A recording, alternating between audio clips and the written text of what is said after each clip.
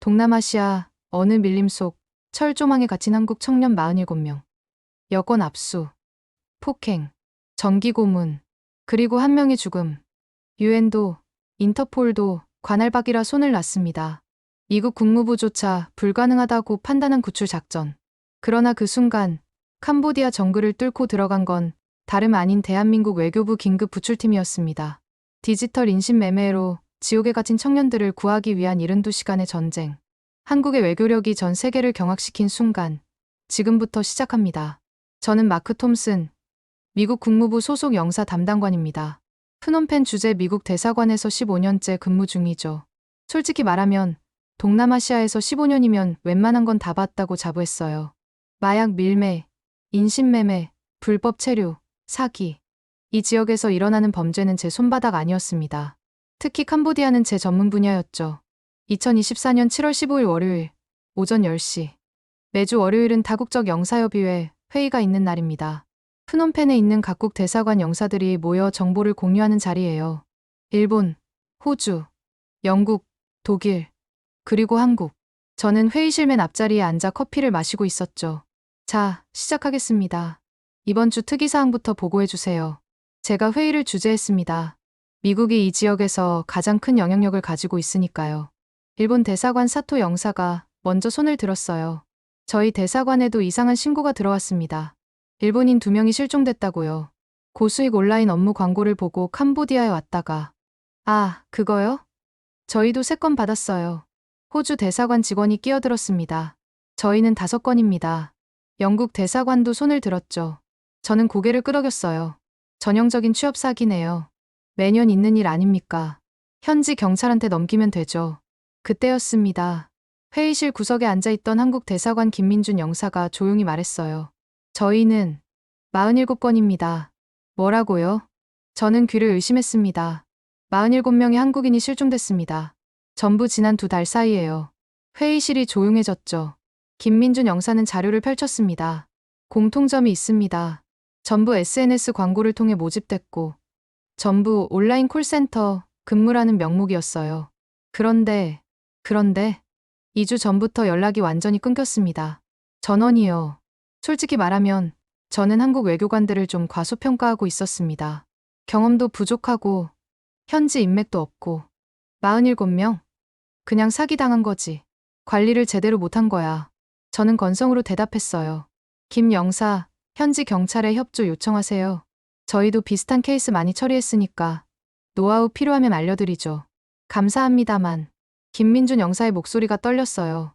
저는 이게 단순 사기가 아니라고 생각합니다. 조직적인 인신매매일 가능성이 높아요. 인신매매? 저는 코웃음 쳤습니다.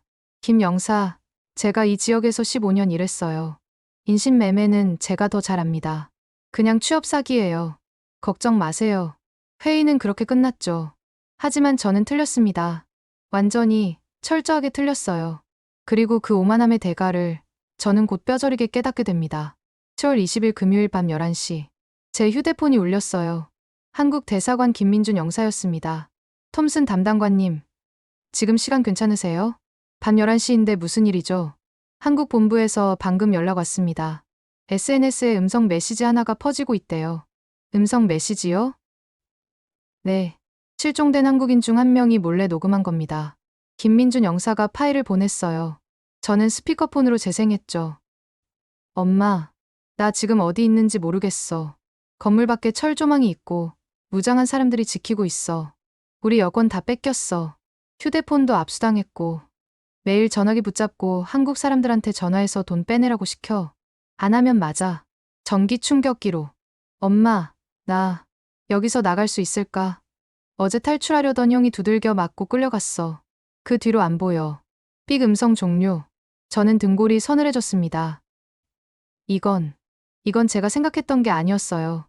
톰슨 담당관님, 김민준 영사의 목소리가 차갑게 들렸습니다. 이제 믿으시겠습니까? 이건 단순 사기가 아닙니다.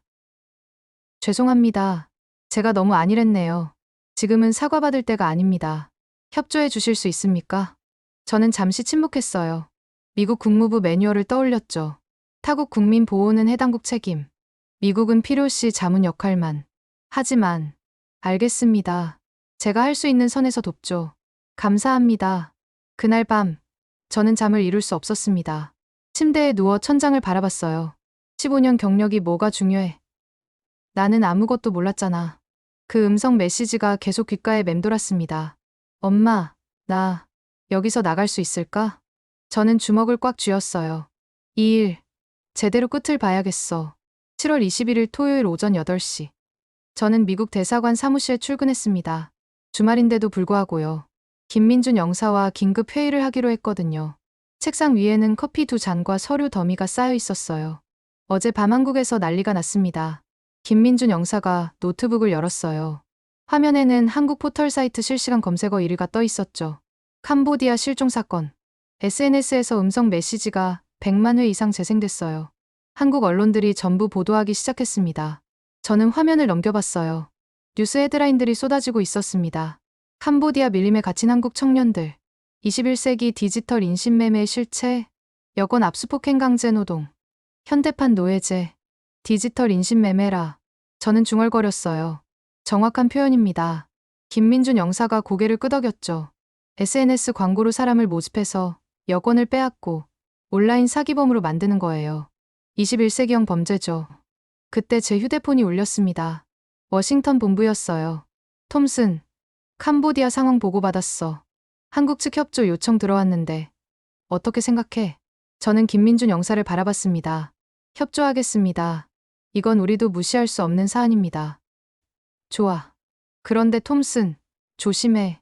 캄보디아 정부는 중국 눈치 보거든.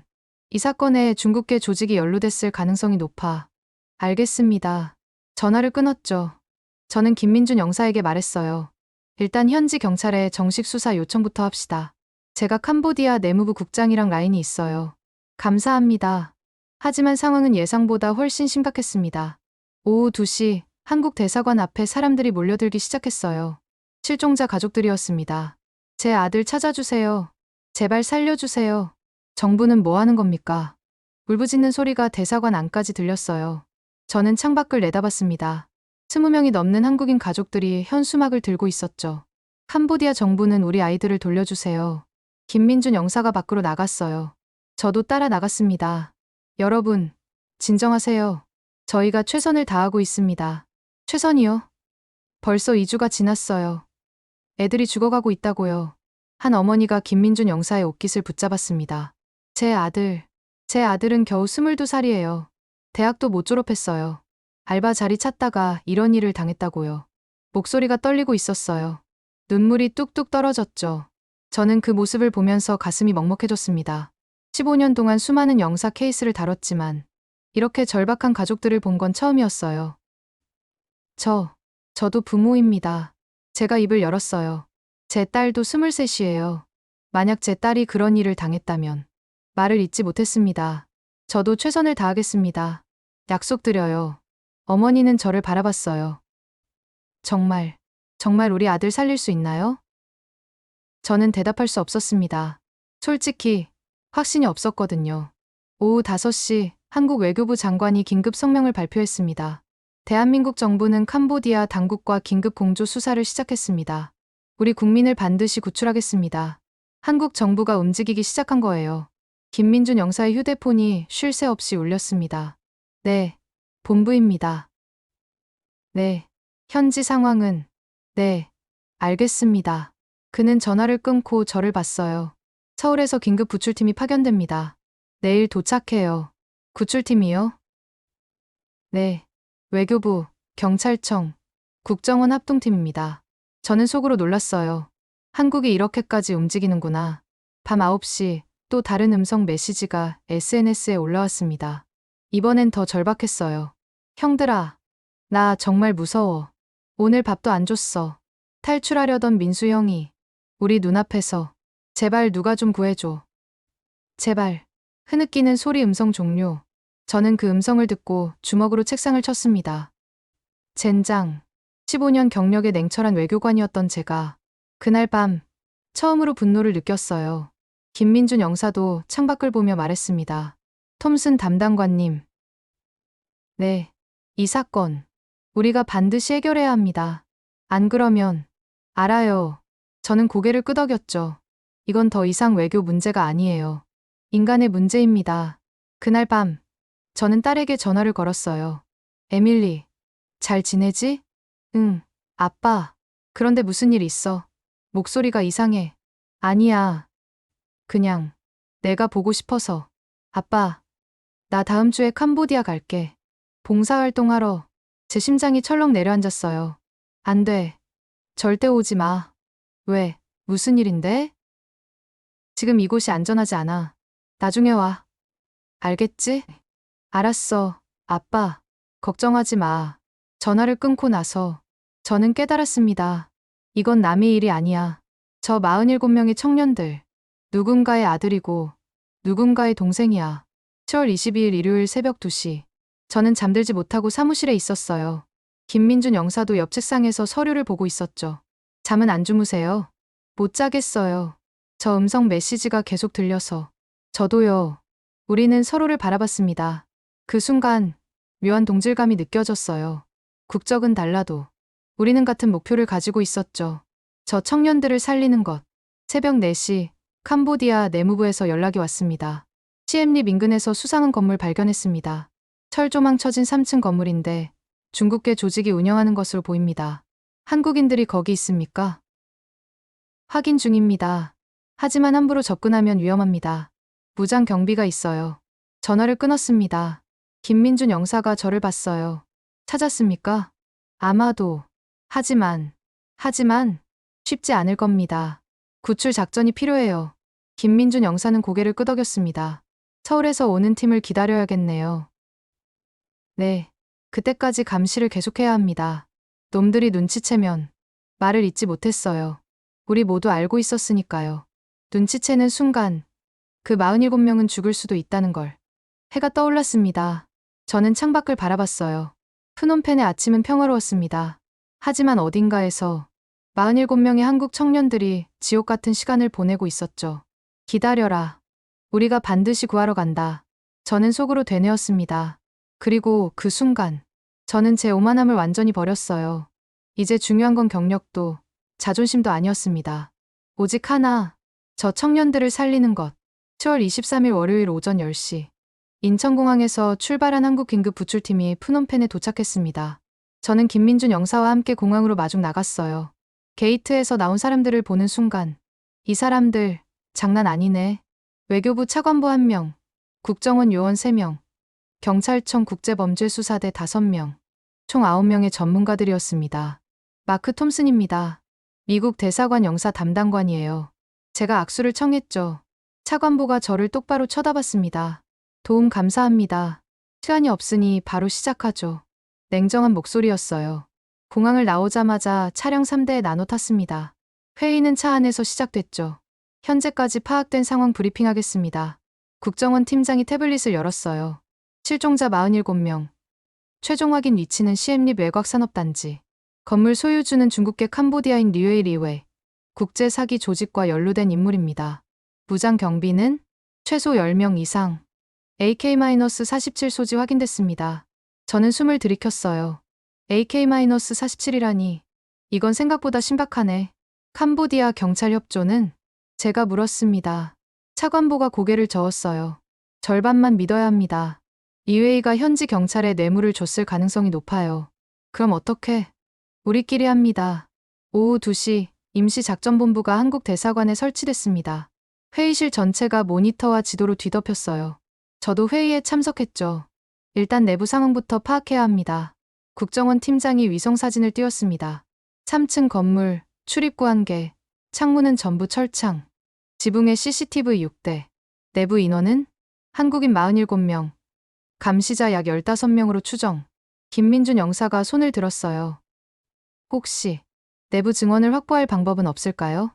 어렵습니다. 휴대폰이 전부 압수됐으니까요. 그때였습니다. 경찰청 수사관 1명이 노트북을 들고 들어왔어요. 긴급 상황입니다. 방금 또 다른 음성 파일이 SNS에 올라왔습니다. 회의실이 조용해졌습니다. 수사관이 파일을 재생했죠. 여기는 지옥이야. 진짜 지옥. 떨리는 목소리였어요. 우리 하루에 16시간씩 전화기 붙잡고 앉아있어. 한국 사람들한테 전화해서 투자 사기치라고 시키거든. 안 하면 맞아. 전기 충격기로 찌르고 몽둥이로 때려. 밥도 하루에 한 끼만 줘. 어제 우리 중 한 명이 도망치려다 걸렸어. 그 친구 온몸이 피투성이가 됐어. 계단에서 굴러 떨어졌거든. 아니, 굴러 떨어뜨린 거지. 근데 제일 무서운 건 목소리가 더 작아졌습니다. 민수라고, 23살. 탈출하려다가 너무 맞아서. 그냥, 흐느끼는 소리. 제발 누가 좀 구해줘. 우리 진짜 죽을 것 같아. 삑 음성 종료. 회의실이 얼어붙었습니다. 아무도 말하지 못했어요. 저는 주먹을 꽉 쥐었습니다. 민수, 23살. 제 딸과 같은 나이였어요. 차관보가 침통한 목소리로 말했습니다. 더 늦으면 추가 피해가 발생할 겁니다. 구출 작전 일정을 당깁시다. 국정원 팀장이 지도를 펼쳤어요. 내일 새벽 4시 캄보디아 특수부대와 합동 작전을 진행합니다. 저는 조심스럽게 물었습니다. 캄보디아 특수부대를 믿을 수 있습니까? 아까 경찰이 매수됐다고. 선택의 여지가 없습니다. 우리만으로는 무장 경비를 제압할 수 없어요. 차관보가 저를 똑바로 봤습니다. 톰슨 담당관, 미국 측에서도 지원 가능합니까? 저는 잠시 망설였어요. 워싱턴 본부의 지침이 떠올랐죠. 타국 국민 구출 작전에 직접 개입 금지.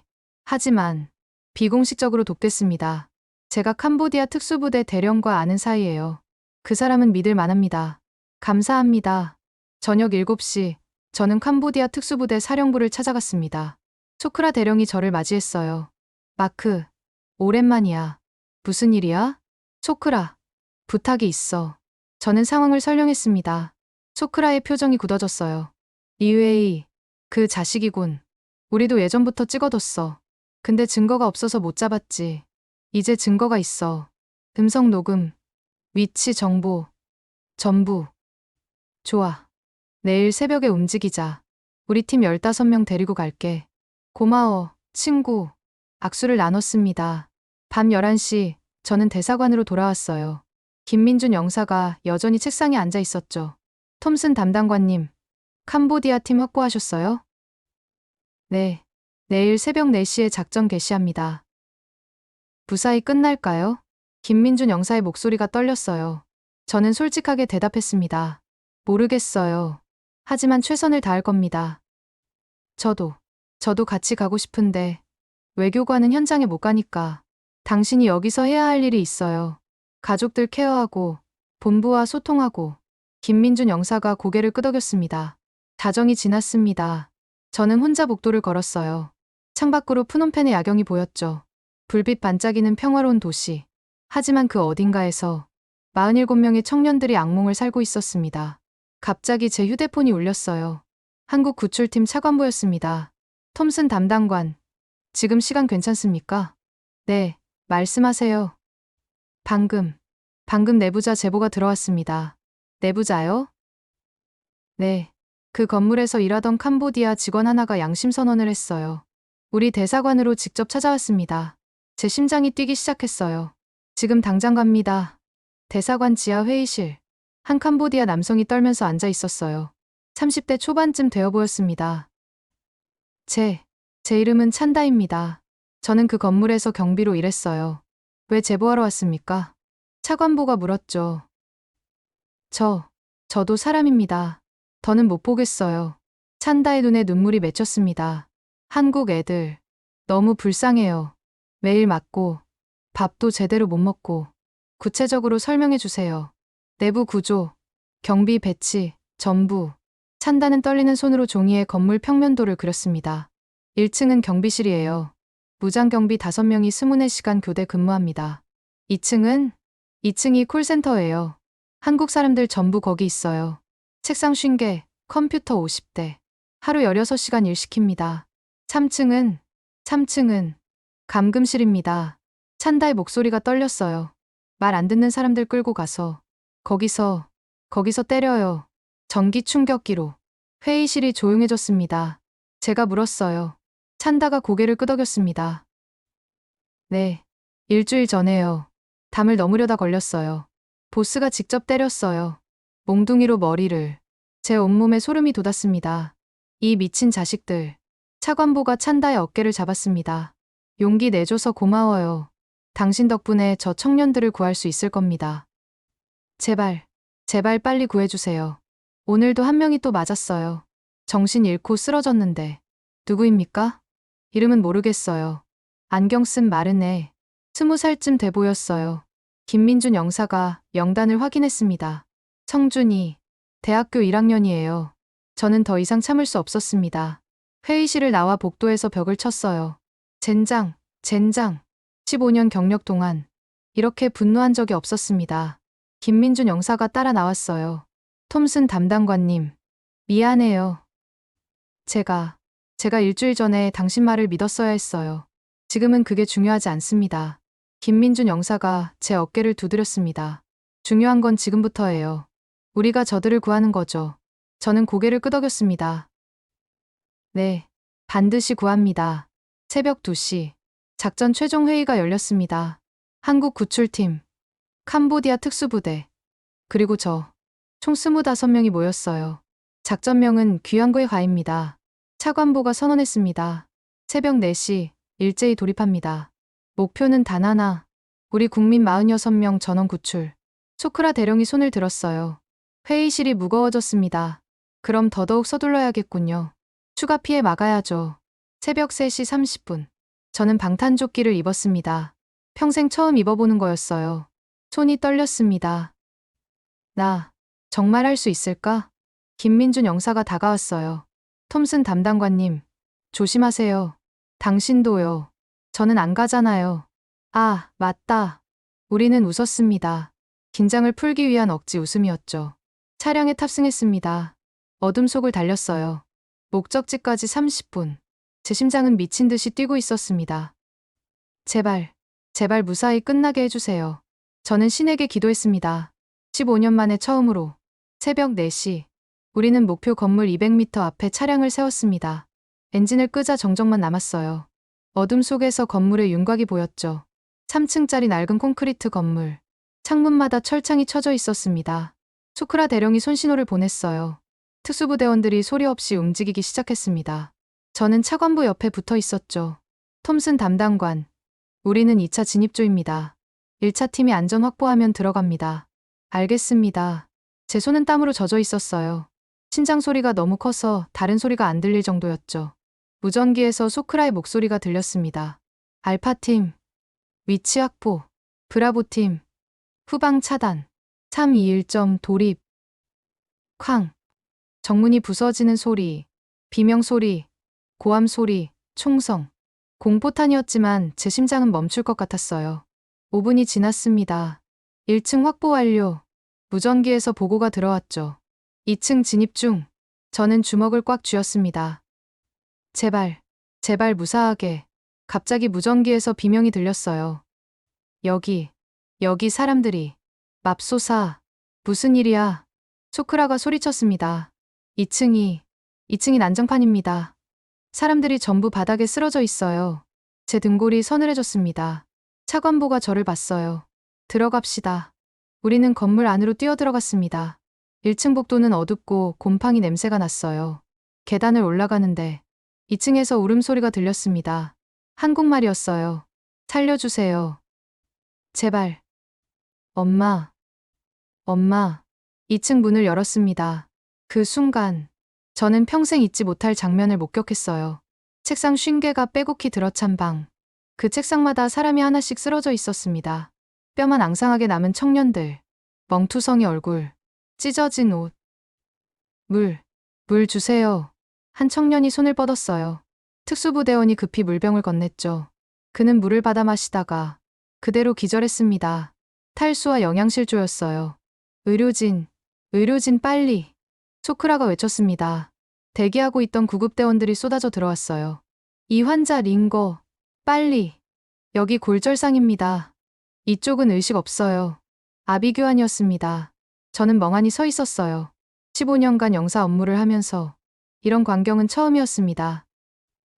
이게 21세기에 일어나는 일이라고?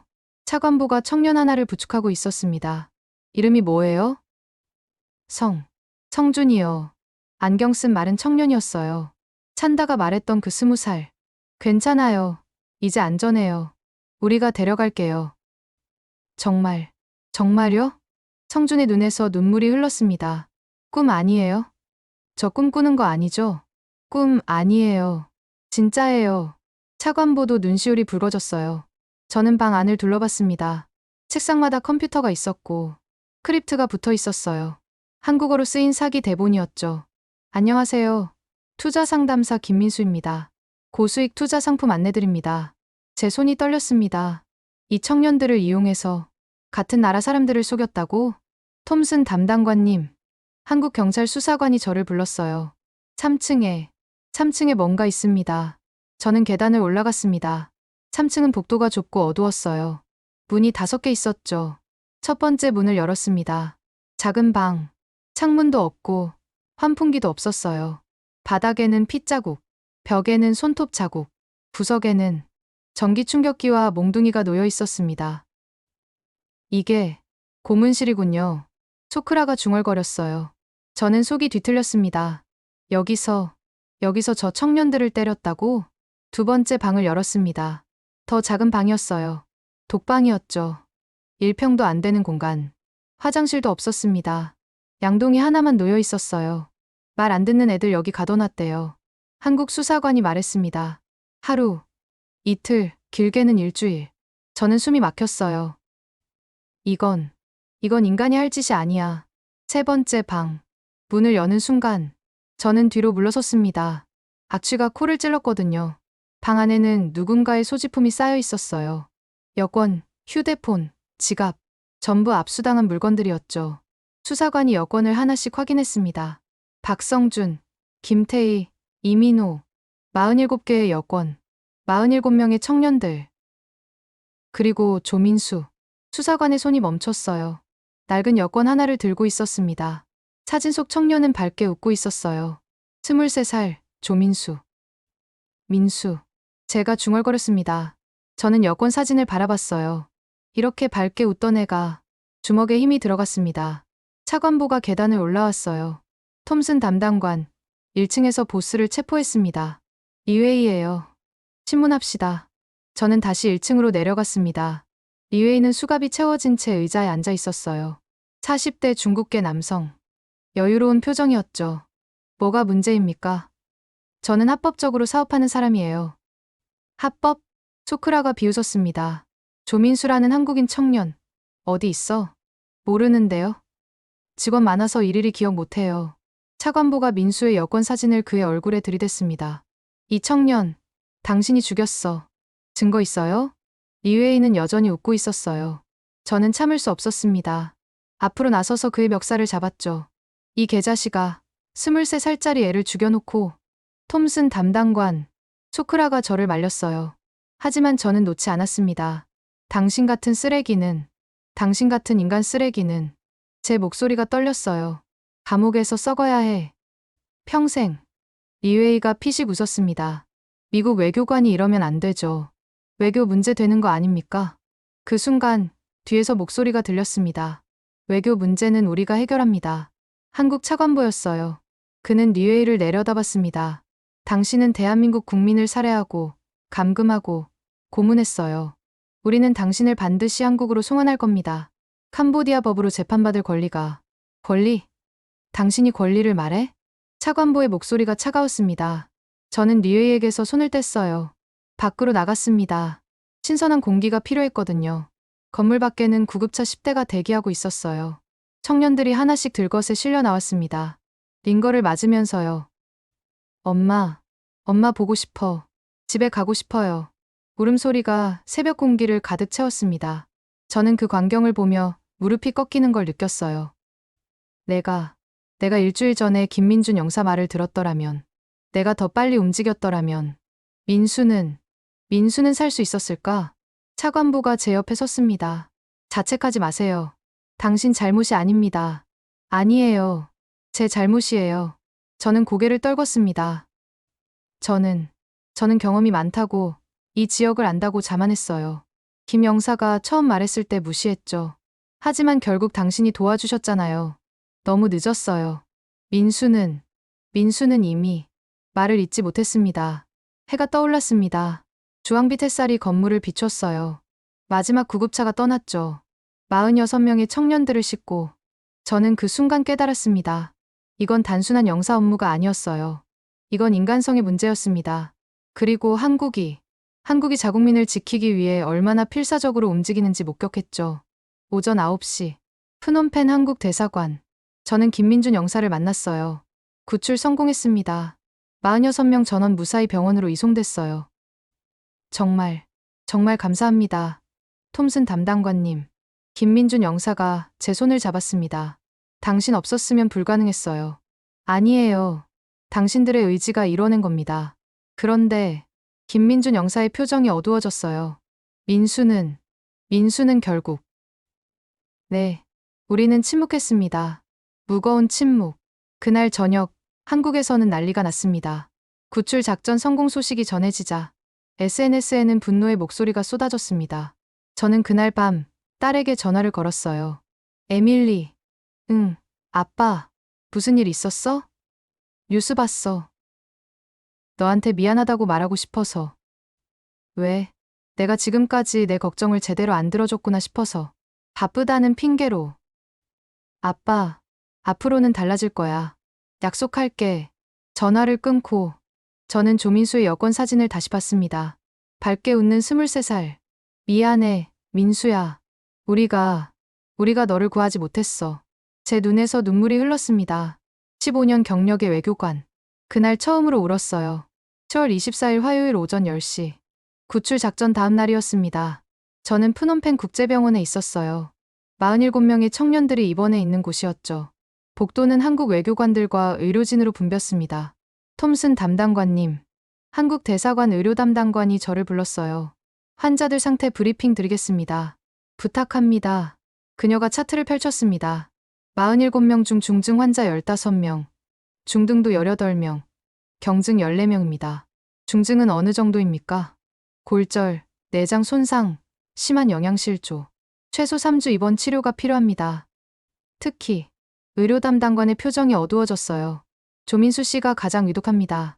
두개골 골절에 뇌출혈.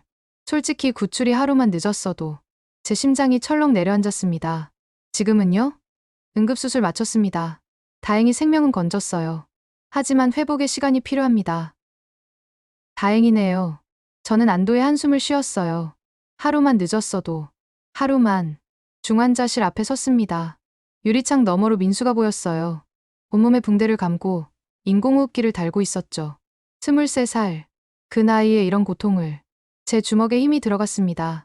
옆에 한 여성이 서 있었어요. 민수의 어머니였습니다. 어머니, 당신이 우리 아들 구해주신 분이시죠? 저는 일부만 도왔을 뿐입니다. 고맙습니다. 정말 고맙습니다. 그녀는 울먹였어요. 의사 선생님이 그러시더라고요. 하루만 늦었으면 우리 민수 못 살렸을 거라고. 저는 아무 말도 할 수 없었습니다.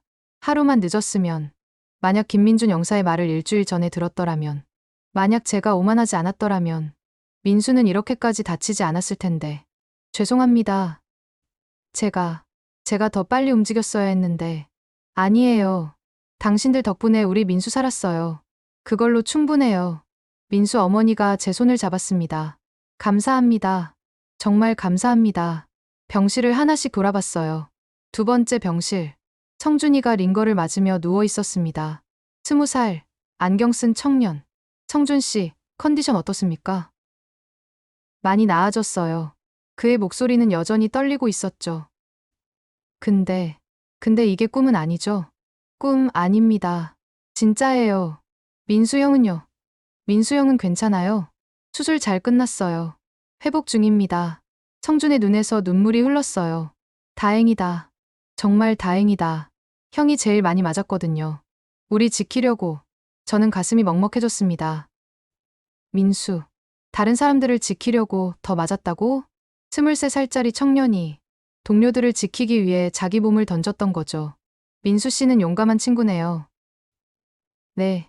형이 없었으면 우리 더 많이 다쳤을 거예요. 세 번째 병실. 태희라는 21살 청년이 있었어요. 안녕하세요. 컨디션은 어떻습니까? 좋아지고 있어요. 근데 태희가 창밖을 봤습니다. 제가 정말 한국에 돌아갈 수 있나요? 부모님 얼굴 볼 수 있나요? 물론입니다. 일주일 뒤면 전원 송환됩니다. 일주일. 태희가 웃었어요. 처음으로 웃는 얼굴이었죠. 기다릴 수 있어요. 한 달 동안 지옥에 있었는데 일주일쯤이야. 저는 병실을 나왔습니다. 복도에서 차관보를 만났죠. 톰슨 담당관. 급한 상황입니다. 회의실로 오시겠습니까? 무슨 일입니까? 캄보디아 정부가 문제를 일으키고 있습니다. 병원 회의실. 한국 외교팀과 캄보디아 관계자들이 마주 앉아 있었어요. 분위기가 험악했습니다. 캄보디아 외무부 차관이 말했죠. 이회의 송환은 불가능합니다. 그는 캄보디아 국민이에요. 캄보디아 법으로 재판받아야 합니다. 한국 차관보가 차갑게 대답했습니다. 이회의는 한국 국민 47명을 감금하고 고문했어요. 한 명은 거의 죽을 뻔했죠. 한국으로 인도해야 합니다. 법적 근거가 없습니다. 범죄인 인도 조약이 있지 않습니까? 그건 해석의 문제입니다. 저는 중재에 나섰어요. 잠깐만요. 양측 다 진정하시죠. 캄보디아 차관이 저를 봤습니다. 톰슨 담당관, 미국은 이 문제에 개입하지 않는 게 좋을 겁니다. 저는 중립적 조언자로서 말하는 겁니다. 저는 천천히 말했어요. 이 사건은 국제적 이슈가 됐어요. UN, 인터폴, 전 세계 언론이 주목하고 있죠. 캄보디아가 범죄자를 비호한다. 그건 국가 이미지의 치명타입니다. 게다가 저는 말을 이었습니다. 이외에는 중국계 범죄 조직과 연결돼 있어요. 이건 단순한 양국 문제가 아닙니다. 국제범죄 네트워크죠. 그래서 어쩌라는 겁니까? 한국과 협력하세요. 공동수사, 공동재판. 양국이 윈윈하는 방법을 찾읍시다. 캄보디아 차관이 잠시 침묵했습니다. 검토하겠습니다. 시간을 주세요. 48시간 드리겠습니다. 한국 차관보가 단호하게 말했죠. 그 안에 답 안 나오면 우리는 국제사법재판소에 제소합니다. 회의가 끝나고 복도에서 차관보가 제게 말했습니다. 도움 감사합니다. 톰슨 담당관. 당연한 겁니다. 정의가 무엇인지는 명확하니까요. 그나저나 차관보가 한숨을 쉬었어요. 이제 시작이네요. 외교전이 어떤 의미입니까? 이웨이 배후에 중국 조직이 있어요. 중국이 개입하면 복잡해집니다. 저는 고개를 끄덕였습니다. 오후 3시. 한국 대사관으로 돌아왔습니다. 김민준 영사가 저를 기다리고 있었어요. 톰슨 담당관님, 워싱턴에서 연락 왔습니다. 당신 보고 싶대요. 무슨 일이죠? 국무부 동아시아 담당 차관보래요. 저는 영상회의실로 들어갔습니다. 화면에 워싱턴 국무부 차관보가 나타났어요. 톰슨, 수고 많았어. 구출 작전 성공했다며? 네, 차관보님. 대단하군. 근데 말이야, 톰슨. 그의 표정이 진지해졌습니다. 너무 깊이 개입하지 마. 이건 한국 문제야. 우리 문제가 아니고. 하지만 차관보님. 알아. 내 심정은 이해해. 근데 우리는 중립을 지켜야 해. 특히 중국이 개입하면 더더욱. 저는 입을 다물었어요. 톰슨, 넌 좋은 외교관이야. 감정에 휘둘리지 마. 알겠지? 알겠습니다. 영상회의가 끝났습니다. 저는 의자에 앉아 생각에 잠겼어요. 중립. 정말 중립이 답일까? 그날 밤 8시. 저는 혼자 사무실에 남아 있었습니다. 서류를 정리하는데 문이 열렸어요. 차관보였습니다. 아직도 일하세요? 네. 보고서 작성 중입니다. 차관보가 제 앞에 앉았어요. 톰슨 담당관, 솔직히 물어볼게요. 말씀하세요. 왜 이렇게까지 도와주십니까? 당신 나라 사람들도 아닌데. 저는 잠시 멈췄습니다. 그리고 솔직하게 대답했어요.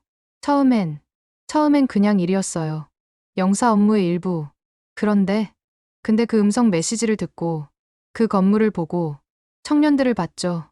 그리고 깨달았어요. 제 목소리가 떨렸습니다. 이건 국적의 문제가 아니에요. 인간의 문제예요. 만약 제 딸이 저런 일을 당했다면 전 세상 끝까지라도 찾아갔을 겁니다. 그리고 저는 민수를 떠올렸습니다. 오늘 중환자실에서 조민수 씨를 봤어요. 23살. 동료들 지키려고 더 많이 맞은 청년이죠. 네, 들었습니다. 그 친구 어머니가 제게 고맙다고 했어요. 하루만 늦었으면 아들 못 살렸을 거라고. 근데 전 일주일 전에 당신들 말을 무시했어요. 제 목소리가 갈라졌습니다. 차관보가 고개를 끄덕였어요. 당신은 좋은 사람이에요. 톰슨 담당관. 아니에요. 저는 그냥 뒤늦게나마 옳은 일을 하려는 거예요. 그거면 충분합니다. 차관보가 일어섰습니다. 톰슨 담당관. 감사합니다. 당신 덕분에 우리 국민 47명을 구했어요. 천만에요. 당신들의 의지가 이뤄낸 겁니다. 10월 25일 수요일 오전. 기적이 일어났습니다. 민수가 의식을 되찾은 거예요. 의료 담당관이 흥분해서 전화했습니다. 톰슨 담당관님, 민수 씨가 깨어났어요. 정말입니까? 네. 아직 말은 못하지만 눈을 뜨고 어머니를 알아봤대요. 저는 바로 병원으로 달려갔습니다. 중환자실 앞. 민수 어머니가 울면서 웃고 있었어요. 깨어났어요. 우리 민수가 깨어났어요. 축하드립니다. 어머니. 의사 선생님이 그러시더라고요. 기적이래요. 보통은 이 정도 부상이면. 그녀는 말을 잇지 못했습니다. 유리창 너머로 민수가 보였어요. 여전히 붕대를 감고 있지만 눈을 뜨고 있었죠. 살아있었습니다. 저는 가슴이 벅차올랐어요. 살았구나. 정말 살았어. 오후 2시. 캄보디아 정부에서 답변이 왔습니다. 리웨이를 한국으로 인도하겠습니다. 단, 공동 재판을 조건으로. 한국이 승리한 거였어요. 차관보가 제게 전화를 걸었습니다. 톰슨 담당관, 해냈어요. 리웨이 송환 확정됐습니다. 축하합니다. 그리고요, 더 좋은 소식이 있어요. 뭔데요? 민수가 깨어났대요. 오늘 아침에 저는 전화를 끊고 창밖을 바라봤어요. 프놈펜의 하늘은 맑았습니다. 47명. 제 눈에 눈물이 맺혔습니다. 일주일 전만 해도 불가능해 보였던 일. 한국이 해냈어요. 그날 저녁, 저는 보고서를 작성했습니다. 워싱턴 본부에 보낼 보고서. 제목은 이랬어요. 캄보디아 인신매매 사건과 한국의 대응 47명, 전원 구출 성공. 마지막 문장은 이렇게 썼습니다. 한국은 자국민 보호에 있어 타협하지 않는 국가임을 증명했다. 단 한 명도 포기하지 않았다. 미국도 배울 점이 있다. 보내기 버튼을 누르기 전. 잠시 망설였어요. 이거 보내면 본부에서 뭐라 하겠지. 하지만 저는 보냈습니다. 진실을 써야 했으니까요. 밤 11시. 병원에 다시 들렀습니다. 청년들이 잠들어 있었어요. 평화로운 얼굴들. 더 이상 두려움에 떨지 않는 얼굴들. 민수의 중환자실 앞에서 멈췄어요. 그는 깊이 잠들어 있었습니다. 옆에는 어머니가 손을 잡고 앉아 있었죠. 민수야, 조금만 기다려. 곧 한국 가자. 엄마가 맛있는 거 많이 해줄게. 저는 미소 지었습니다. 잘했어, 민수야. 끝까지 버텨줘서 고마워. 복도에서 김민준 영사를 만났어요. 톰슨 담당관님, 이 시간에 왜 오셨어요? 그냥 애들 얼굴 보고 싶어서요. 저도요. 매일 밤 와요. 진짜 살았다는 게 믿기지 않아서. 47명 전원이요. 네, 기적이죠. 우리는 나란히 복도를 걸었습니다. 김 영사. 네, 당신들 대단합니다. 무슨 말씀이세요? 국민을 지키려는 그 의지요. 단 한 명도 포기하지 않는 그 집념. 저는 감동받았어요. 김민준 영사가 미소 지었습니다. 당연한 거 아닙니까? 우리 국민인데요. 47명 모두가 소중하니까요. 저는 그 순간 깨달았습니다. 한국에게 있어서 국민은 숫자가 아니었어요. 한 명 한 명이 소중한 가족이었죠. 그리고 그들을 지키기 위해서라면 세계 어디든 찾아가고 끝까지 싸우는 나라. 존경합니다. 대한민국. 저는 속으로 중얼거렸습니다. 오만했던 15년 경력 외교관이 진심으로 존경하게 된 순간이었어요. 단 한 명도 포기하지 않은 나라. 47명 전원을 구해낸 나라. 10월 26일 목요일 오전 9시. 한국 대사관 지하 작전실. 벽면 전체가 모니터와 자료로 뒤덮여 있었어요. 한국경찰청 국제범죄수사대가 밤새 작업한 결과물이었죠. 저는 차관보의 초대로 브리핑에 참석했습니다. 지금부터 조사 결과를 발표하겠습니다. 수석 수사관이 리모컨을 들었어요. 화면에 복잡한 조직도가 나타났습니다. 리웨이는 빙산의 일각에 불과했습니다. 제 심장이 뛰기 시작했어요. 리웨이가 운영한 사기 콜센터는 캄보디아에만 12곳입니다. 12곳이요? 저는 놀라서 물었어요. 네. 우리가 급습한 곳은 그 중 하나일 뿐이에요. 나머지 11곳도 현재 가동 중입니다. 화면에 캄보디아 지도가 떴습니다. 빨간 점 12개가 찍혀 있었죠. 프놈펜, 시엠립, 시아누크빌. 전국에 퍼져 있었어요. 피해자는 한국인만이 아닙니다. 수사관이 다음 화면을 넘겼어요. 일본인 73명, 대만인 51명, 말레이시아인 28명, 총 300명 이상이 같은 방식으로 감금돼 있습니다. 회의실이 조용해졌습니다. 300명이라고요? 김민준 영사가 떨리는 목소리로 물었어요. 네, 그것도 캄보디아만입니다. 태국, 라오스, 미얀마까지 포함하면 얼마나 됩니까? 최소 1000명 이상으로 추정됩니다. 저는 의자에 등을 기댔습니다. 1000명. 1000명이나. 이건 단순한 인신매매가 아닙니다. 수사관이 단호하게 말했어요. 이건 국제범죄 네트워크입니다. 조직적이고 체계적이고 대규모로 운영되고 있어요. 화면이 바뀌었습니다. 중국인 남성 사진이 나타났어요. 이 사람이 우두머리입니다. 장화정화, 54세. 중국 복건성 출신. 중국인이군요. 제가 중얼거렸습니다. 네. 그는 2010년부터 동남아시아 전역의 온라인 사기 네트워크를 구축했어요. 카지노, 도박, 투자 사기. 연간 피해액이 30억 달러에 달합니다. 30억 달러. 차관보가 휘파람을 불었어요.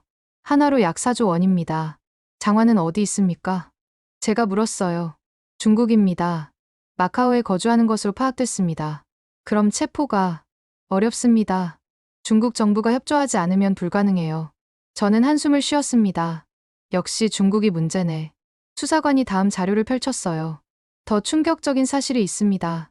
뭔데요? 이들이 사용한 사기 수법으로 한국에서만 지난 1년간 850억 원의 피해가 발생했습니다. 850억? 김민준 영사가 소리쳤어요. 네. 우리가 구출한 47명이 강제로 전화를 걸어서 같은 한국 사람들을 속인 겁니다. 화면에 통화 기록이 떴습니다. 수천, 수만 건의 통화.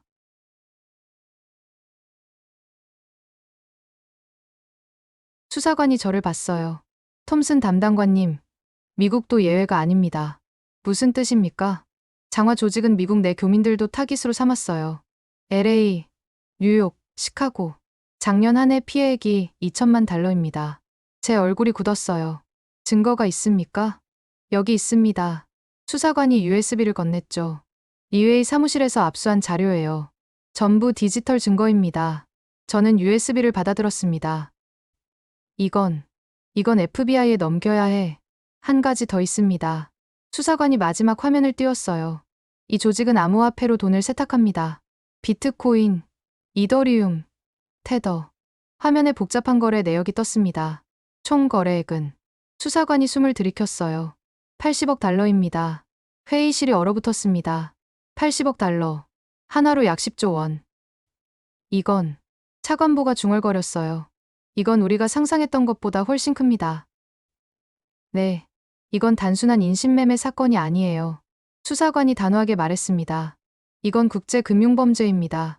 저는 손을 들었어요. 질문 있습니다. 말씀하세요. 어떻게 이 모든 걸 3일 만에 파악했습니까? 수사관이 미소 지었어요. 우리는 디지털 포렌식 전문가들입니다. 리웨이 사무실에서 압수한 컴퓨터 20대, 서버 3대, 전부 분석했어요. 3일 만에요? 밤샘 작업했습니다. 우리 팀 15명이 72시간 동안. 저는 감탄했어요. 이게 한국의 수사 역량이구나. 미국 FBI도 이 정도 속도로 분석하지 못합니다. 대단하네요. 제가 솔직하게 말했죠. 감사합니다. 하지만 아직 끝이 아닙니다. 무슨 뜻입니까? 이제 진짜 전쟁이 시작됩니다. 장화를 잡아야 하니까요. 오후 2시. 저는 차관보와 단둘이 커피를 마셨습니다. 톰슨 담당관, 솔직히 물어볼게요. 말씀하세요. 미국이 도와줄 수 있습니까? 저는 잠시 망설였어요. 워싱턴 본부의 얼굴이 떠올랐죠. 중립을 지켜라. 하지만 저는 대답했습니다. 도와드리겠습니다. 정말입니까? 네. 이건 한국만의 문제가 아니에요. 미국 교민들도 피해를 입었으니까요. 감사합니다. 대신 조건이 있습니다. 뭔데요? 증거를 공유해 주세요. FBI에 넘겨야 합니다. 물론이죠. 우리도 국제 공조를 원합니다. 저는 미소 지었어요. 이제 진짜 시작이네. 차관보님. 네. 당신들 정말 대단합니다. 무슨 말씀이세요? 3일 만에 국제범죄 네트워크의 전모를 파악하다니. 솔직히 말하면 저는 한국 수사 역량을 과소평가했어요. 차관보가 웃었습니다. 많이 들은 말입니다. 다들 우리를 과소평가하죠. 이제는 안 그럴 겁니다. 고맙습니다. 하지만 우리는 아직 끝내지 못했어요. 장화를 잡기 전까지는. 잡을 수 있습니까? 반드시 잡을 겁니다. 차관보의 눈빛이 날카로웠습니다. 우리 국민 47명을 고문한 조직의 우두머리. 절대 놓치지 않을 겁니다. 저녁 7시. 저는 워싱턴에 보고 전화를 걸었어요. 차관보님, 톰슨입니다. 톰슨, 무슨 일이야? 긴급 보고 드립니다. 캄보디아 사건이 예상보다 훨씬 큽니다. 얼마나? 국제범죄 네트워크예요. 피해 규모가 80억 달러. 한국뿐 아니라 미국 교민들도 피해를 입었습니다. 전화 너머가 조용해졌어요. 증거 있어? 한국 측이 확보했습니다. 디지털 포렌식 자료 전부요. 믿을 만해? 네. 제가 직접 확인했습니다. 한국 수사팀은 세계 최고 수준입니다. 알았어. 자료 보내. FBI 국제범죄부서에 넘기겠어. 감사합니다. 차관보님. 전화를 끊고 저는 창밖을 바라봤어요. 프놈펜의 야경이 반짝이고 있었습니다. 하지만 이 도시 어딘가에 아직도 300명의 사람들이 감금되어 있었죠. 우리가 반드시 구해야 해. 밤 11시. 병원에 들렀습니다. 민수의 상태를 확인하려고요. 그는 많이 좋아져 있었어요. 여전히 중환자실이지만 이제 말도 할 수 있었죠. 안녕하세요, 민수 씨. 누구세요? 저는 마크 톰슨. 미국 대사관 직원입니다. 당신을 구출하는 데 도왔어요. 아, 감사합니다. 그의 목소리는 약했지만 또렷했습니다. 민수 씨, 물어봐도 될까요? 네. 왜 다른 친구들을 지켰습니까? 당신이 제일 많이 맞았다고 들었어요. 민수가 잠시 침묵했습니다. 제가 제일 나이가 많았거든요. 23인데요. 네. 근데 성준이는 20살이고 태희는 21하고 다들 저보다 어렸어요. 그래서 제가 맞아야 한다고 생각했어요. 형이니까. 저는 가슴이 뭉클했습니다. 23. 그 나이에 형이라는 책임감으로 동료들을 지켰던 거죠. 당신은 영웅입니다. 민수 씨. 아니에요. 전 그냥 살고 싶었어요. 다 같이. 민수의 눈에서 눈물이 흘렀습니다. 다행히 다 살았죠? 네. 47명 전원 살았습니다. 당신 덕분에요. 저는 병실을 나왔습니다. 복도에서 김민준 영사를 만났어요. 민수 만나셨어요?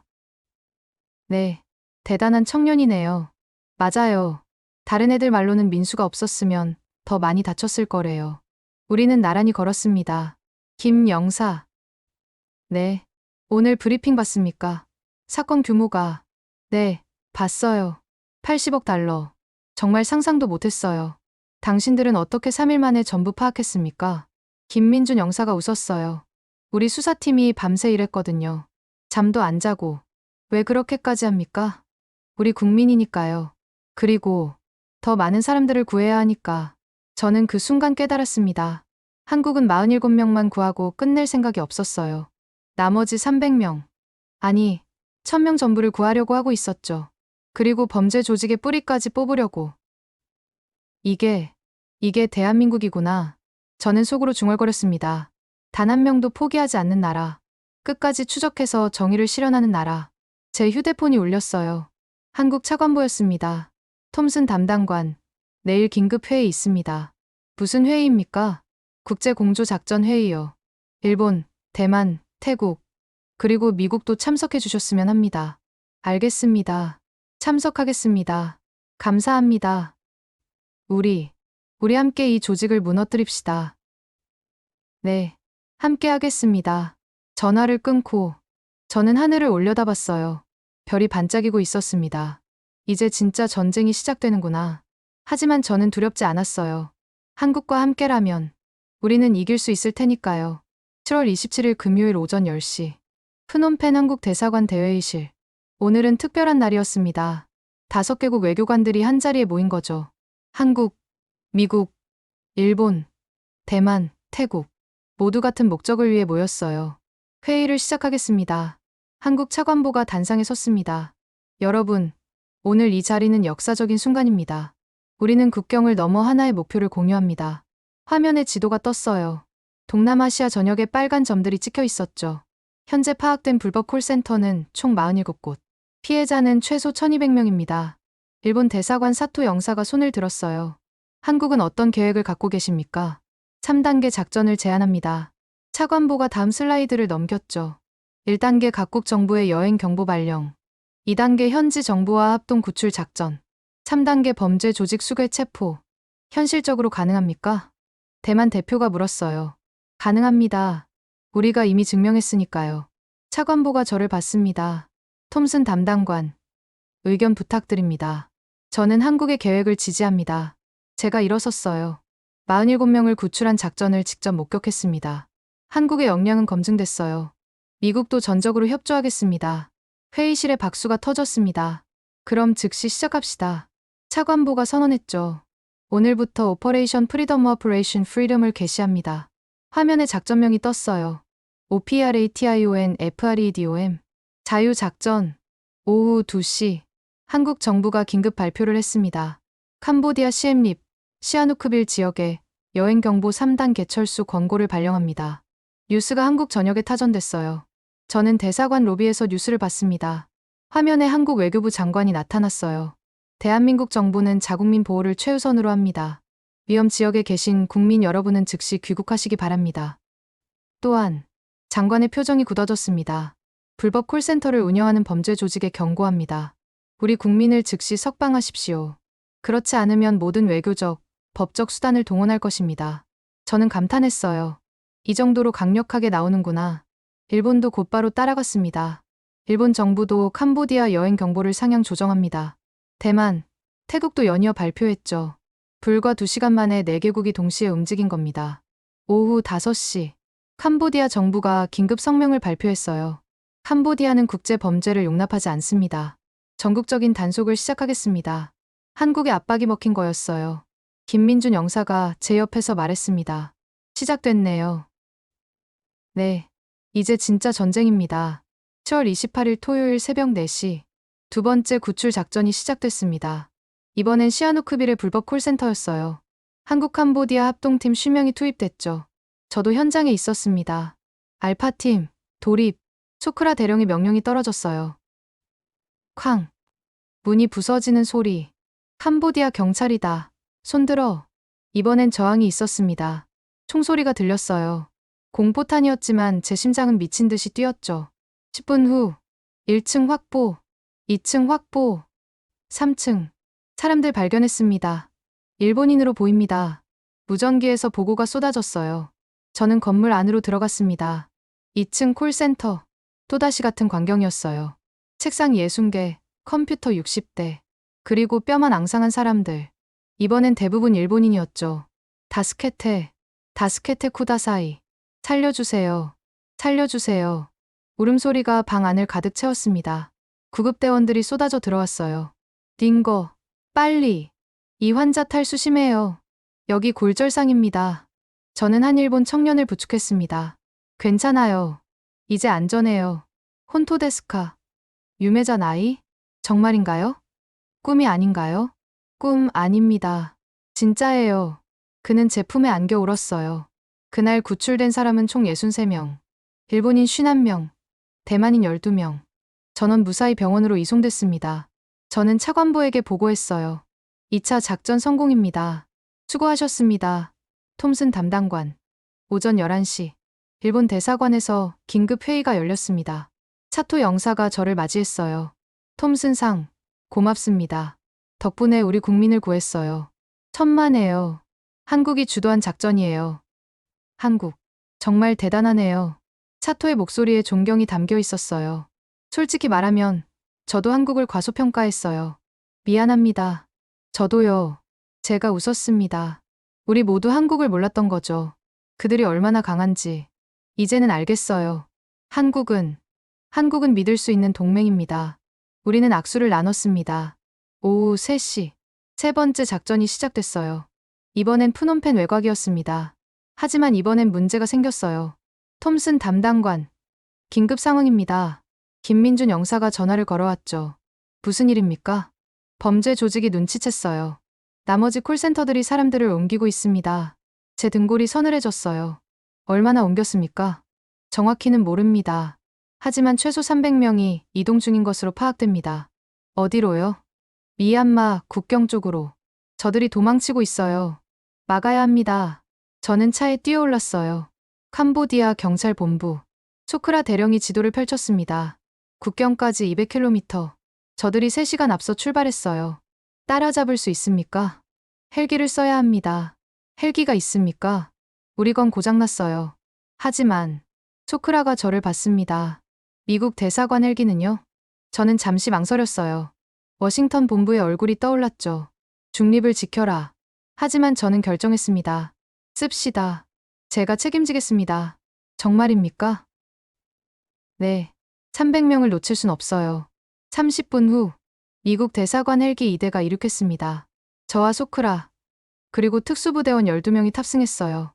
목표 지점까지 45분. 조종사가 소리쳤습니다. 저는 창밖을 내다봤어요. 아래로 정글이 펼쳐져 있었죠. 제발, 제발 늦지 않게 해주세요. 저는 기도했습니다. 15년 경력 동안 이렇게 간절하게 기도한 적이 없었어요. 40분 후, 목표 발견. 조종사가 외쳤습니다. 아래로 트럭 5대가 보였어요. 국경까지 불과 10km. 저들이야, 내려가. 헬기가 트럭들 앞을 가로막았습니다. 먼지가 휘날렸어요. 특수부대원들이 밧줄을 타고 내려갔죠. 멈춰라. 캄보디아 경찰이다. 트럭이 멈췄습니다. 소크라가 트럭 문을 열었어요. 맙소사. 트럭 안에는 사람들이 빼곡히 들어차 있었습니다. 마치 짐처럼. 살려주세요. 도와주세요. 각국 언어로 울부짖는 소리. 저는 트럭에 올라갔습니다. 괜찮아요. 우리가 구하러 왔어요. 정말요? 한 대만 여성이 떨리는 목소리로 물었어요. 네. 정말입니다. 이제 안전해요. 그 순간 트럭 안에 사람들이 울기 시작했습니다. 5대 트럭에서 총 287명이 구출됐습니다. 일본인 98명, 대만인 72명, 말레이시아인 63명, 한국인 54명. 전원 무사했어요. 저는 무릎이 꺾이는 걸 느꼈습니다. 해냈어. 우리가 해냈어. 저녁 8시. 프놈펜 한국 대사관. 긴급 기자회견이 열렸습니다. 한국 차관보가 단상에 섰어요. 오늘 우리는 287명을 추가로 구출했습니다. 이것으로 총 397명을 구했어요. 카메라 플래시가 터졌습니다. 이는 한국만의 성과가 아닙니다. 차관보가 말을 이었어요. 미국, 일본, 대만, 태국, 캄보디아. 모든 나라가 함께 이뤄낸 성과입니다. 그가 저를 봤습니다. 특히 마크 톰슨 담당관의 헌신이 컸습니다. 그가 없었다면 오늘 구출은 불가능했을 겁니다. 박수가 터졌어요. 저는 당황했습니다. 기자들이 제게 마이크를 들이댔죠. 톰슨 담당관, 소감이 어떠십니까? 저는 제 일을 했을 뿐입니다. 왜 이렇게까지 도우셨습니까? 왜냐하면 저는 잠시 멈췄어요. 이건 국적의 문제가 아니니까요. 인간의 문제입니다. 397명의 생명을 구하는 것. 그것이 제 의무였습니다. 회견이 끝나고 저는 차관보와 단둘이 남았습니다. 톰슨 담당관, 당신은 영웅입니다. 아니에요. 진짜 영웅은 당신들이에요. 우리요? 네, 한국이요. 당신들이 이 모든 걸 주도했어요. 계획도, 실행도, 전부. 차관보가 미소 지었습니다. 우리는 그냥, 우리 국민을 지켰을 뿐입니다. 그냥이 어려운 거예요. 많은 나라들이 포기합니다. 하지만 한국은 끝까지 싸웠어요. 당신도 함께 싸웠잖아요. 네. 그리고 영광이었어요. 우리는 악수를 나눴습니다. 따뜻한, 진심 어린 악수. 밤 11시. 저는 혼자 대사관 옥상에 올라갔어요. 프놈펜의 야경을 바라봤습니다. 휴대폰이 울렸어요. 워싱턴 본부였죠. 톰슨, 대사관 헬기를 무단으로 사용했다며? 네, 차관보님. 규정 위반이야. 알지? 알고 있습니다. 왜 그랬어? 287명을 구하기 위해서였습니다. 전화 너머가 조용했어요. 톰슨. 네, 잘했어. 제 심장이 뛰었습니다. 정말입니까? 네, 내가 옳았어. 규정보다 생명이 먼저야. 국무부가 자랑스럽게 생각해. 감사합니다, 차관보님. 전화를 끊고 저는 하늘을 올려다봤어요. 별이 반짝이고 있었습니다. 해냈어. 우리가 해냈어. 397명. 397명의 생명을 구했어요. 그리고 이 모든 것의 중심에는 한국이 있었습니다. 포기하지 않는 나라.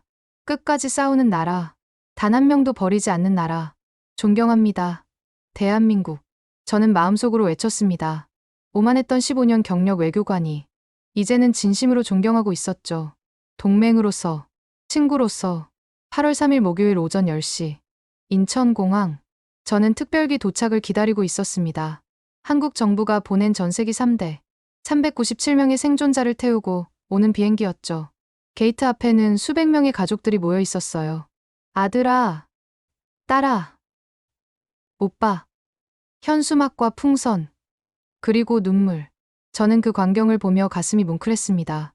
드디어 집에 오는구나. 첫 번째 비행기가 착륙했습니다. 문이 열리고 청년들이 하나둘씩 나왔어요. 휠체어를 탄 사람도 있었고 목발을 짚은 사람도 있었죠. 하지만 모두 살아 있었습니다. 엄마. 성준이가 어머니에게 달려갔어요. 성준아, 우리 성준아. 어머니가 아들을 껴안았습니다. 두 사람은 그 자리에서 무너져 내렸죠. 울면서 안고 또 안았어요. 저는 그 모습을 보며 눈물을 참을 수 없었습니다. 두 번째 비행기. 태희가 내렸습니다. 아빠. 태희야, 살아서 돌아왔구나. 아버지가 아들을 들어올렸어요. 미안해, 아빠. 걱정 끼쳐드려서. 아니야, 괜찮아. 내가 살아있는 게 중요해. 그것만으로 충분해. 세 번째 비행기. 마지막으로 민수가 내렸습니다. 휠체어를 타고 있었지만 그는 웃고 있었어요. 엄마, 나왔어. 민수야, 우리 민수야. 민수 어머니가 휠체어 앞에 무릎을 꿇었습니다. 엄마, 울지 마. 나 괜찮아. 살았잖아. 그래, 살았어. 살아서 돌아왔어. 저는 멀리서 그 장면을 지켜봤습니다. 김민준 영사가 제 옆에 섰어요. 감동적이죠? 네, 정말로. 저 47명, 아니 397명 모두가 가족의 품으로 돌아갔어요. 단 한 명도 잃지 않았죠. 저는 고개를 끄덕였습니다. 톰슨 담당관님. 네, 당신이 없었으면 불가능했을 거예요. 아니에요. 제가 한 건 아무것도. 아니에요. 김민준 영사가 제 어깨를 잡았습니다. 당신이 우리를 믿어줬어요. 처음엔 무시했지만 나중엔 함께 싸워줬죠. 그게 중요한 겁니다. 저는 미소 지었어요. 저야말로 감사합니다.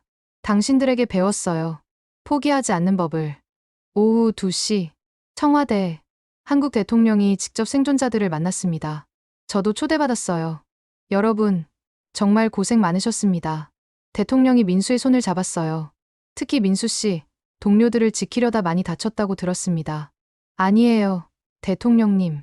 저는 그냥 형으로서 당연한 일을 했을 뿐이에요. 당연한 게 아닙니다. 당신은 영웅입니다. 대통령이 훈장을 꺼냈어요. 국민 포장을 수여합니다. 박수가 터졌습니다. 민수는 울먹였어요. 감사합니다. 정말 감사합니다. 아니에요. 우리가 감사합니다. 당신이 살아서 돌아와줘서. 대통령이 민수를 껴안았죠. 저는 그 모습을 보며 다시 한번 깨달았습니다. 이게 한국이구나. 국민 한 명 한 명을 이렇게 소중히 여기는 나라. 그날 저녁, 긴급 뉴스가 터졌습니다. 속보입니다. 국제범죄조직 우두머리 장화가 중국 마카오에서 체포됐습니다. 저는 TV 앞에 못 박힌 듯 서 있었어요. 화면에 수갑찬 장화가 나타났습니다. 54세 중국인 남성. 10조 원대 사기 조직의 수괴. 한국 정부와 중국 공안부의 합동 수사로 장화를 검거했습니다. 그는 곧 한국으로 송환될 예정입니다. 제 휴대폰이 울렸어요. 차관보였습니다. 톰슨 담당관. 봤어요? 장화 잡혔어요. 네. 믿을 수 없어요. 어떻게? 한국이 중국을 설득했어요. 외교적 압박, 증거 제시, 국제 여론. 모든 걸 동원했죠. 대단합니다. 이제 진짜 끝났어요. 조직의 뿌리까지 뽑은 겁니다. 8월 5일 토요일. 프놈펜에서의 마지막 날이었습니다. 저는 한국으로 발령이 났거든요. 서울 주재 미국 대사관 부대사로 승진했어요. 공항에서 김민준 영사가 저를 배웅했습니다. 축하합니다. 톰슨 담당관님. 승진이라니. 감사합니다. 하지만 섭섭하네요. 당신과 함께 일할 수 없어서. 서울에서 또 만나요. 저도 곧 본부로 복귀합니다. 그럼 다행이네요. 우리는 악수를 나눴습니다. 톰슨 담당관님. 네. 저희 처음 만났을 때 기억하세요? 물론이죠. 제가 당신을 무시했었죠. 저는 쓴 웃음을 지었어요. 미안합니다. 제가 오만했어요. 아니에요. 김민준 영사가 웃었습니다. 그때는 당연했어요. 저희가 아직 증명하지 못했으니까. 하지만 이제는 다르죠. 네. 이제 저는 알아요. 한국이 얼마나 강한 나라인지. 강한 게 아니에요. 그럼요? 우리는 그냥 우리 국민을 사랑하는 거예요. 그뿐입니다. 저는 가슴이 뭉클했습니다. 그래, 사랑이었구나. 그게 한국의 힘이었어. 배울 게 많습니다. 김 영사. 저도요. 당신에게서도 많이 배웠어요. 우리는 포옹했습니다. 비행기에 탑승했어요. 창밖으로 푸놈펜이 보였습니다. 한 달 전만 해도 이 도시는 악몽의 무대였죠. 하지만 이제는 달랐어요. 397명의 생명을 구한 곳, 기적이 일어난 곳, 비행기가 이륙했습니다. 저는 노트북을 꺼냈어요. 마지막 보고서를 작성하기 위해서였죠. 제목 오퍼레이션 프리덤 한국의 리더십과 국제협력. 요약. 2024년 7월 동남아시아에서 발생한 디지털 인신매매 사건은 한국의 주도 아래 성공적으로 해결됐다. 397명 전원 구출, 범죄 조직 와해, 수괴 체포. 이는 한국의 외교력, 수사 역량, 그리고 국민에 대한 헌신이 만들어낸 성과다. 교훈. 한국은 자국민 보호에 있어 타협하지 않는 국가다. 단 한 명도 포기하지 않는다. 이는 미국이 배워야 할 점이다. 저는 타이핑을 멈췄습니다. 그리고 추가했어요. 개인 소회. 나는 15년 경력의 외교관으로서 많은 나라를 봐왔다. 하지만 한국처럼 국민을 사랑하는 나라는 처음이다. 처음엔 그들을 과소평가했다. 하지만 그들은 나를 바꿨다. 이제 나는 안다. 진정한 힘은 군사력이나 경제력이 아니라 국민을 향한 사랑이라는 것을. 대한민국, 감사합니다. 8월 10일, 서울 미국 대사관 첫 출근일. 저는 새로운 사무실에 앉아 있었어요. 창밖으로 남산타워가 보였죠. 노크 소리가 들렸습니다. 들어오세요. 문이 열리고 민수가 들어왔어요. 휠체어는 없었습니다. 목발을 짚고 있었지만 걸을 수 있었죠. 톰슨 담당관님, 민수 씨, 어떻게 여기를? 찾아뵙고 싶어서요. 제대로 감사 인사 못 드렸잖아요. 민수가 제 앞에 섰습니다. 담당관님, 제 목숨을 구해주셔서 감사합니다. 아니에요. 저는 제 일을 했을 뿐이에요. 아니에요. 처음엔 우리를 무시하셨잖아요. 저는 얼굴이 빨개졌어요. 미안합니다. 아니에요. 저는 그게 이해돼요. 어떡해요? 누구나 처음엔 모르잖아요. 중요한 건 나중에 제대로 해주신 거예요. 담당관님은 우리를 위해 헬기까지 띄웠잖아요. 민수가 웃었습니다.